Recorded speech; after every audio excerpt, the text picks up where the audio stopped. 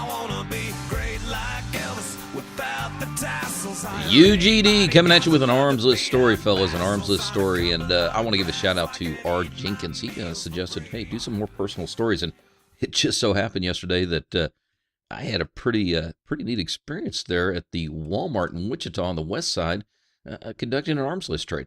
Now, arms list is a place where you can buy and sell firearms. It's for individuals and dealers to post. And, it's also a place where a lot of guys are just looking to horse trade. And a fella had this listed right here, the Sweet Sig P938. He was looking for a particular AR-15. I've got one in the safe that I don't use. And we ended up thinking, hey, this will work for both of us.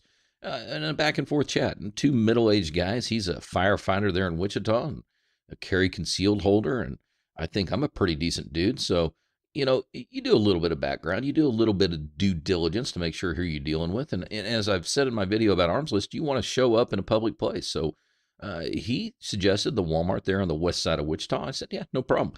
My dudes were with me and my wife was with me. We were going out doing a little junking, looking for Comic-Con stuff. And we sat there and did the transaction, and it was easy peasy. Well, we got to talking, and he used to play ball for my dad back in the 80s. Yeah, he was a football player. My dad was a football coach.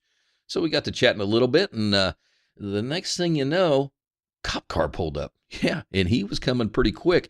The cop hopped out, and you could tell by the way his second, third step was he got pretty relaxed.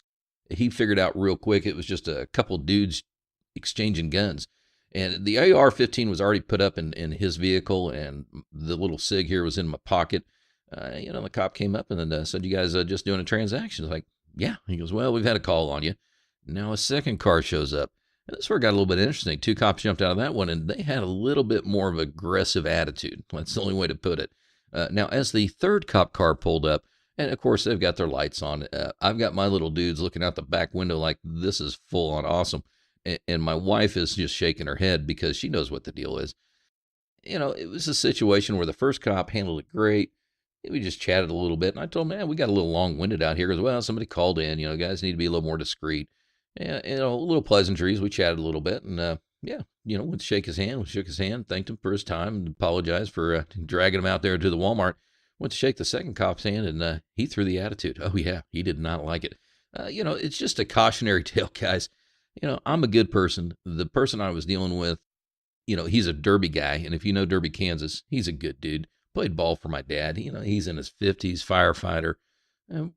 There's nothing untoward. I don't know what would make anybody have any alarm, but, in this day and age, as they say, I guess you got to be a little more careful. So, in the future, no more Walmart. Nope. Going to the Academy Sports, Cabela, somewhere they expect a damn gun to be out.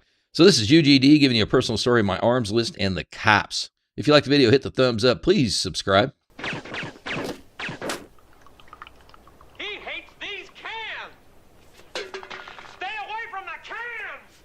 Die, gas pupper!